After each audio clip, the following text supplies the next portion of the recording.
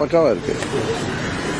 வேற இளம் தலைமுறை முதல் தலைமுறை வாக்காளருக்கு ஏதாவது சொல்ல விரும்புறீங்களா?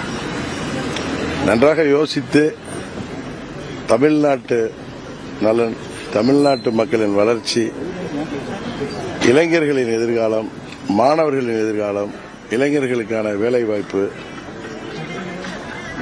தமிழ்நாடு சட்டம் ஒழுங்காக பராமரிக்கப்பட்டு இந்த கஞ்சா, ஹெராயின் போன்ற போதை மருந்துகள் 3 மாதத்திற்குள் முழுவதுமாக தமிழ்நாட்டில் ஒழிக்கப்பட்டு, அம்மா அவர்கள் எப்படி ஆட்சி செய்த போது சட்டம் ஒழுங்கு எப்படி பேணி காக்கப்பட்டதோ, ஏழை எளிய மக்களுக்கு எப்படி பல்வேறு திட்டங்களை அம்மா அவர்கள் வழங்கினார்களோ, அம்மா அவர்கள் ஆட்சி காலத்தில் மக்களுக்காக கொடுக்கப்பட்ட திட்டங்கள்லாம் இடையில இந்த திமுக ஆட்சியில் எல்லாமே நிறுத்தப்பட்டிருக்கு. எல்லாம் மீண்டும் வந்து தமிழ்நாடு இந்தியாவில் ஒரு சிறந்த மாநிலமாக உருவாக்க அம்மா அவர்கள் எடுத்த முயற்சிகளை தொடர்ந்து அண்ணன் இபிஎஸ் அவர்கள் எடுப்பதற்கு அதிமுக தலைமையிலான எங்களது தேசிய ஜனநாயக கூட்டணி உறுதியாக வெற்றி பெறும்.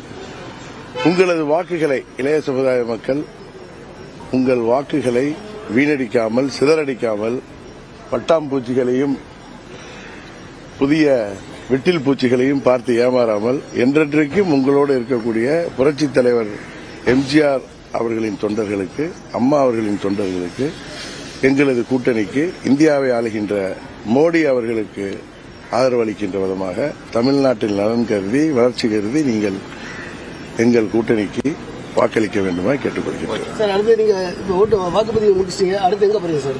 இல்ல, இங்கதான் இருக்கு, சென்னையில தான் இருக்கு. சரி, அதாவது வேற பூத்து உண்டு போறீங்க? இங்க நாங்க போகல. Okay sir, thank you.